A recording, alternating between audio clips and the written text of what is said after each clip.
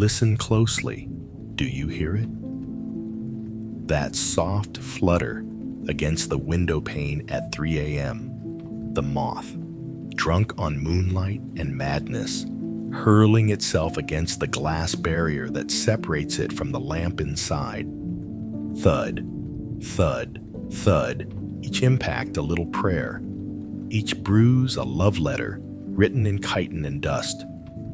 Freud called it Thanatos, the death drive, but he was too clinical, too Germanic in his precision. He never watched a man destroy himself for a woman who tastes like absinthe and regret. Never saw how we build altars from our own bones, just to kneel before someone who will never notice the sacrifice.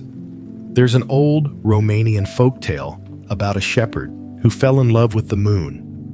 Every night, he'd climb higher into the mountains, convinced that if he could just reach the peak, he could touch her silver face.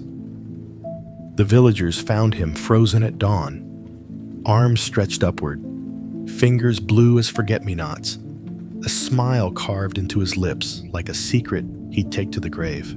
They say on winter nights, you can still see his shadow climbing, never learning that some lights are meant to be admired from afar. But here's the grotesque truth wrapped in velvet. We don't want what loves us back. We want what mirrors our own self-destruction. The heart is a masochist dressed in a tuxedo, waltzing with razors, calling it romance. Picture this. A man sits in a bar in Prague, 2024, swiping through dating apps with the mechanical precision of a factory worker. Each face blurs into the next. Available, interested, kind. He matches with a teacher who loves hiking. She messages first. He doesn't respond. Instead, he searches for his ex's Instagram. The one who left him for her dealer. The one whose kisses tasted like cigarettes and broken promises. His thumb hovers over her story. She's in Ibiza now, laughing in someone else's arms. He screenshots it, later alone in his apartment that smells of instant noodles and defeat. He'll stare at that image until his eyes burn. A 2023 study from the University of Ghent found that individuals with anxious attachment styles showed increased dopamine response to rejecting partners, literally getting high on heartbreak. The researchers called it frustration attraction. The poets call it the oldest song in the world. You see, lust isn't about possession. It's about annihilation. We don't chase lovers. We chase executioners wearing lipstick and cologne.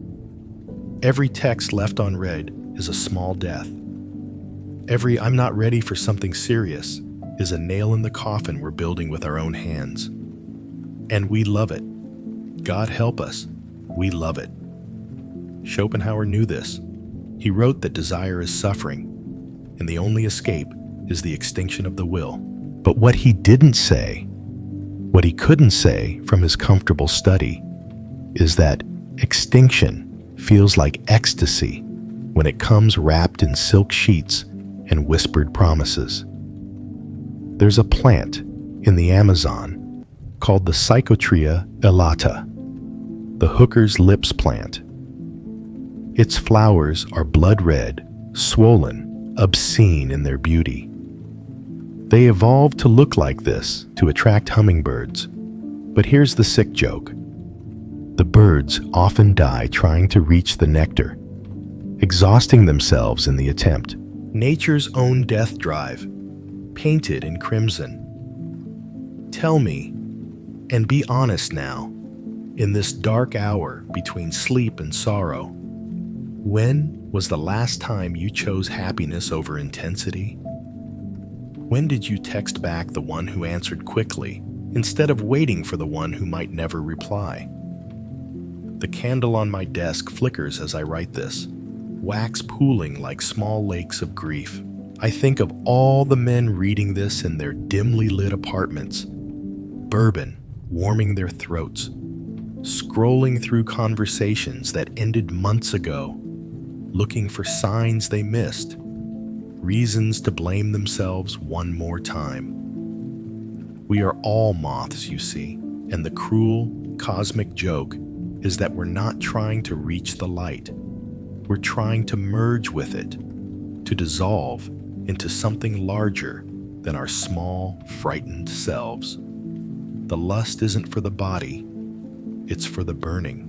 The death drive isn't about ending, it's about transformation through destruction. But the moon doesn't care about shepherds. The flame doesn't mourn the moth. And that woman whose laugh sounds like broken glass, she's already forgotten your name. Yet tomorrow night, you'll climb the mountain again. You'll flutter against the window. You'll swipe right on chaos and left on kindness, because somewhere in the reptilian basement of your brain, you've confused intensity with meaning and suffering with depth. The moth doesn't know why it flies toward the flame. It only knows the pull, ancient and absolute. And perhaps that's mercy, to burn with purpose rather than fade in safety. Do you smell the candle smoke yet? Or is that just your wings beginning to singe?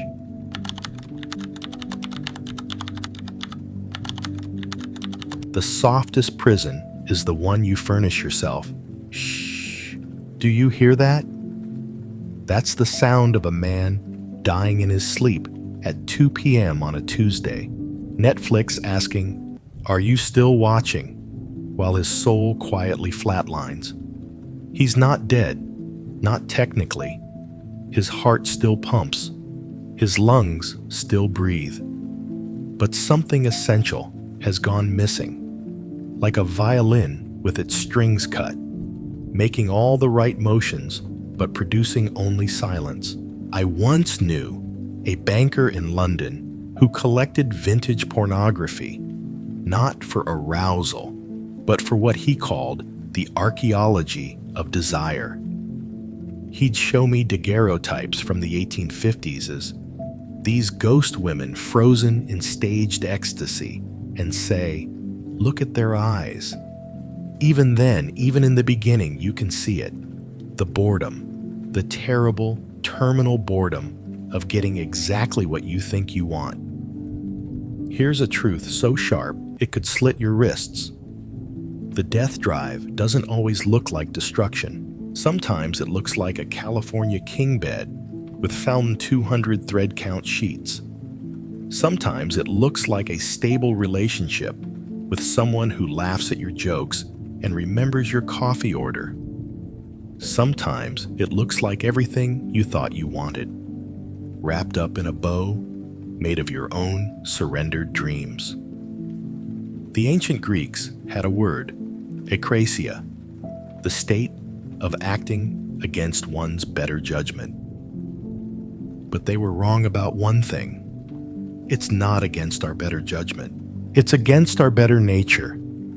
We know exactly what we're doing when we choose comfort over vitality. We're choosing a beautiful death. Picture a man in his perfectly climate-controlled apartment. Smart home, smart TV, smart refrigerator. Everything's smart, except the choices. He's got subscriptions to services he doesn't use, medications for conditions caused by his lifestyle, a woman who stopped surprising him 3 years ago, but still makes adequate small talk at dinner parties. His days bleed into each other like watercolors in rain. A 2024 study from the Karolinska Institute found that men in long-term stable relationships showed decreased testosterone levels not from age, but from what researchers delicately called environmental predictability. Your body literally begins shutting down production when it senses no challenge, no chase, no chance of death or glory. You become chemically castrated by contentment. But here's where it gets delicious in its perversity. We defend our cages. We polish the bars.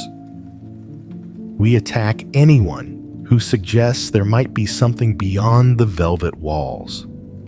There's a Japanese legend about a demon called the Baku, a dream eater. Parents would tell children to call upon it to devour their nightmares. But the old versions of the story, the ones they don't tell anymore, warned that if the Baku was still hungry after eating your nightmares, it would eat your hopes too. And a life without nightmares or hopes, that's not sleep. That's death with your eyes open. I think of Kierkegaard in his study in Copenhagen, writing about the sickness unto death, not physical death, but spiritual death. The death that comes from choosing security over authenticity.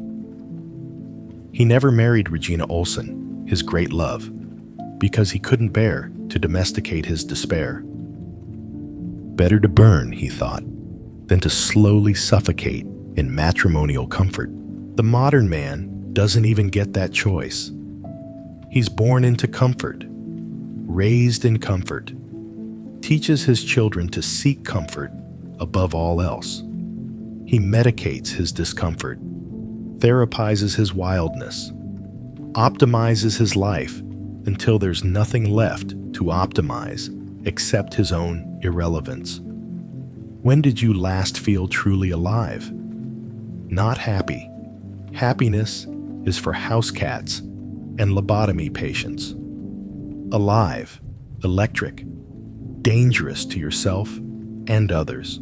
When did you last do something that made your hands shake? There's a species of octopus that, after mating, literally begins to disintegrate. The males enter what marine biologists call senescence. They stop eating. Their skin lesions appear. They swim in listless circles until they die. But here's the thing, they only mate once. One moment of profound purpose, then dissolution. Now look at yourself. How many times have you mated with comfort? How many times have you chosen the predictable over the possible? Your senescence isn't dramatic. It's a slow fade to beige, a gradual numbing that you call maturity or settling down. The velvet coffin is lined with everything you thought you wanted. Financial security, relationship stability, a routine that never surprises or threatens. You've achieved what your parents wanted for you. You've built a life that looks good on Instagram. You've successfully murdered the wild animal you were born to be. And the sick part? The truly grotesque punchline? You're grateful. You post motivational quotes about gratitude. You practice mindfulness to better appreciate your cage.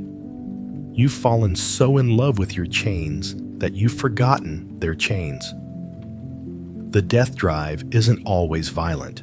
Sometimes it's just a man choosing missionary position for the 1,000th time, ordering the same takeout, having the same conversation, slowly fossilizing into a monument to his own cowardice. But tomorrow, and this is the darkest joke of all, tomorrow you'll wake up and choose it again. Because the velvet coffin is so soft, so warm, and the alternative requires you to admit you've been dying all along. Tell me, what's your favorite brand of anesthesia? And how long have you been prescribed?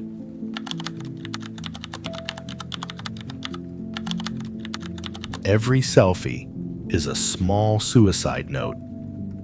Let me tell you about the last honest mirror in Prague. It hangs in the basement of an abandoned nightclub off Wenceslas Square, covered now in dust and the fingerprints of desperate men. Legend says If you look into it at exactly 3:33 a.m., you'll see not who you are, but who you're becoming. Most people run before the transformation completes. But you carry a mirror in your pocket that's far crueler. It shows you not one reflection, but thousands. How many liked your suffering? Who viewed your performance of happiness? Whether your ex watched the story where you pretended not to miss her. Each notification is a small hit of digital heroin. Each scroll, a step deeper into the pool where Narcissus drowned. Here's what they don't tell you about that myth. Narcissus knew it was his reflection. He wasn't stupid. He was in love with the only person who could never leave him, himself. And that love, that self-obsession that feels like self-care, that's the most exquisite form of the death drive. A neuroscientist in Stockholm, studying social media addiction in 2024, made a discovery that her university tried to bury. The same neural pathways that fire during cocaine use light up when we edit our own photos. But here's the sick twist. The high isn't from seeing ourselves beautified. It's from the control. The godlike power to delete reality and upload fantasy. I once watched a man spend 45 minutes perfecting a gym selfie. 45 minutes. The light had to hit just right. The angle had to suggest both humility and dominance. The caption had to seem spontaneous despite being drafted 6 times. Later, I saw him at a bar, refreshing his phone every 30 seconds, his face cycling through micro-expressions of hope and disappointment, like a slot machine made of meat and insecurity. This is what Schopenhauer missed in his pessimism. He thought desire was suffering, but he never imagined we'd invent machines to multiply our desires infinitely. Every image you post creates a shadow self, a digital homunculus that needs constant feeding. And what does it eat? Your authentic experience, your present moment, your ability to exist without documentation. There's a condition called Cotard's syndrome, where patients believe they're already dead, walking corpses in a world of the living. But I submit to you that we've invented a new variant, digital Cotards, where we believe we only exist when we're perceived through screens. Quick, without looking, how many followers do you have? You know, don't you? You know it like your own pulse. The Yoruba people of West Africa have a proverb. However long the moon disappears, someday it must shine again. But what happens when you become addicted to shining? When you can't tolerate your own darkness, your own phases, your own necessary disappearances. A man I knew in Vienna, brilliant programmer, made a fortune in crypto, spent his last days creating an AI version of himself, fed it every photo, every text, every recorded conversation. He wanted to achieve digital immortality. The AI is still active, still posting, still responding to messages. His body has been cremated for 18 months. Tell me, which version was more alive? This is the paradox that makes philosophers weep and therapists rich. The more we curate our image, the more we disappear. Every filter is a tiny erasure. Every posed photo is a small death of spontaneity. We're so busy creating evidence of our lives that we forget to live them. But here's where it gets truly grotesque. We know this. We all know this. There's not a man reading this who hasn't felt the hollow ache after a dopamine binge. hasn't experienced the post-orgasmic clarity of closing Instagram at 3 a.m., wondering what the fuck he's been doing for the past 2 hours. Yet tomorrow, you'll do it again. Because the alternative, existing without witness, without validation, without the constant mirror of others' attention, feels like a kind of death. And you're right, it is a death. The death of the false self, the death of the performance, the death of the avatar you've been feeding with your life force. In Tibetan Buddhism, they practice sky burial, leaving bodies on mountaintops for vultures to consume. They see it as a final act of generosity, giving your flesh to sustain other life. But we practice a different kind of sky burial. We upload ourselves piece by piece, letting the digital vultures feed on our need for validation until there's nothing left but bones and metadata.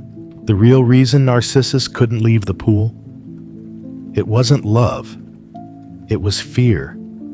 Fear of who he might be without the reflection. Fear of the terrible freedom that comes when you stop watching yourself live.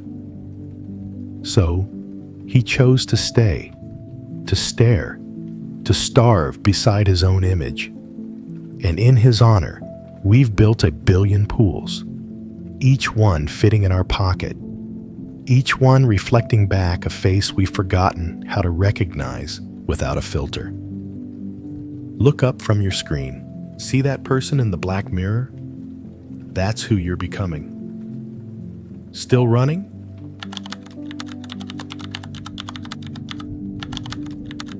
The moment you say it, you begin to disappear. There's a monastery in the mountains of Tibet where monks take a vow of silence that lasts exactly as long as their first love did. Some never speak again. They communicate in gestures that look like drowning, hands moving through air, thick with everything they cannot say. The youngest monk there, he's been quiet for 43 years. But you, modern man, with your modern mouth, you speak your destruction into existence. 3 words, 8 letters in English, 3 syllables that sound like a key turning in a lock. But which side of the door are you on when it closes? I need you to understand something, and I need you to taste it like copper on your tongue. Love is not death's opposite. Love is death's most faithful servant, dressed in red instead of black, carrying roses instead of a scythe. Consider the praying mantis. During mating, the female often devours the male's head, while his body continues the act of copulation. Scientists call this sexual cannibalism. Poets call it honesty. The male mantis doesn't run. He climbs toward his beloved knowing exactly what awaits. His genes will survive. He will not. And perhaps, in that moment of consumption, he experiences something we can only call ecstasy. A psychologist in Tokyo, studying what she termed romantic dissolution patterns in 2023, found something that made her abandon her research and become a ceramics artist. Men who expressed love most verbally showed the highest rates of identity erosion. Not depression, not anxiety, erosion. Like cliffs worn away by waves, retaining their shape while losing their substance. When you last said, "I love you," did you notice how your voice got smaller? As if something inside knew it was pronouncing its own eulogy? Here's what happens, and I've watched it happen to better men than you or I. The moment those words leave your lips, you begin the most exquisite suicide, not of the body, but of the self. You start to disappear into the other, cell by cell, thought by thought, until you're not a man anymore, but a function. The boyfriend, the husband, the one who loves. There's an old Czech folk tale about a blacksmith who loved a river spirit.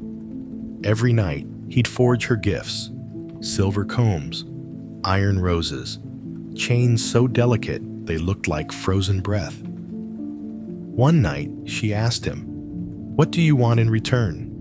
He said, "Only to love you."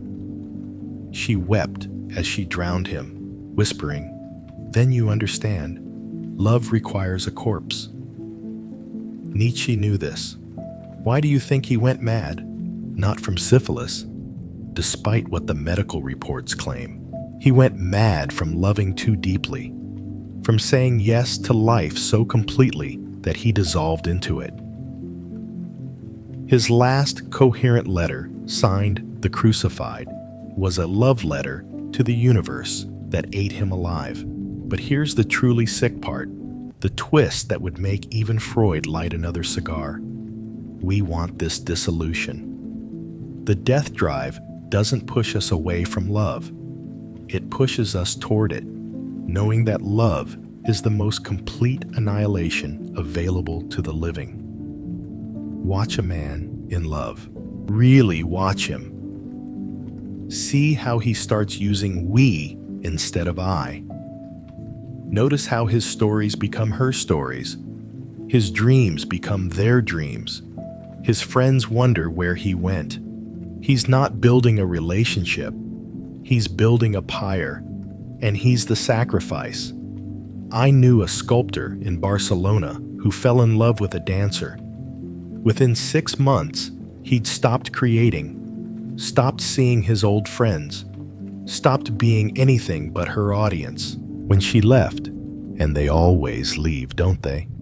He tried to return to his work, but his hands had forgotten how to shape anything but applause. A 2024 study from the University of Gothenburg examined brain scans of men in the first year of saying, "I love you." They found decreased activity in the areas associated with self-reflection and individual decision-making. The researchers called it neurological pair bonding.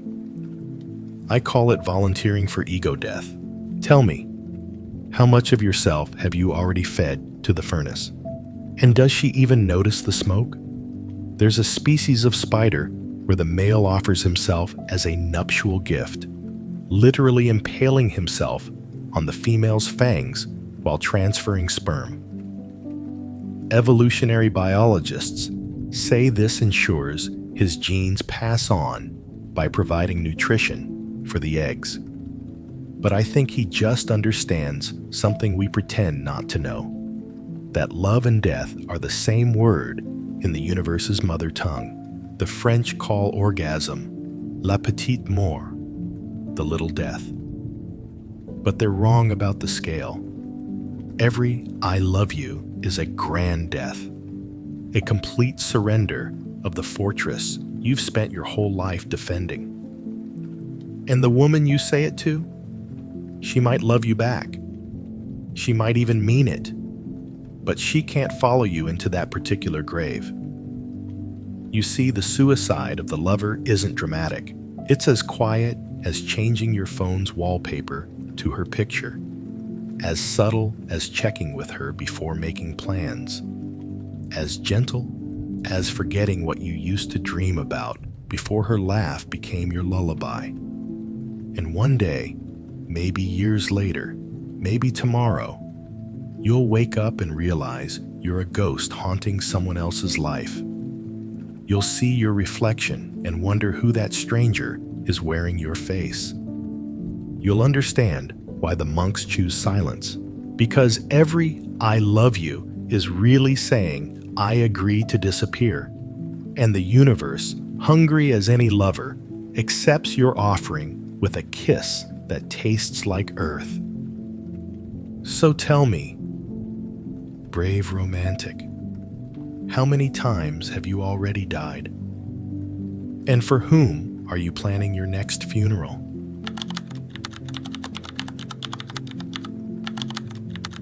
In the end, the only arms that can hold you are your own. Listen. Do you hear it? That's not silence. That's the sound of a man finally stopping his own noise. It took me 43 years and 17 broken hearts to understand that silence isn't empty. It's full. Full of everything you've been too frightened to hear. There's a cave in the Himalayas where hermits go to die, not their bodies, but their need for others. They call it the Cave of Unbinding. Local villagers say if you spend 7 nights there alone, you either emerge enlightened or insane. But here's what the villagers whisper when the tourists leave. There's no difference between the two. Both have simply stopped needing the world to make sense. This final truth tastes like iron and honey. The death drive isn't pushing you toward another's arms. It's pushing you home, to the only lover who will outlast your flesh. Yourself. Your holy, broken, magnificent self.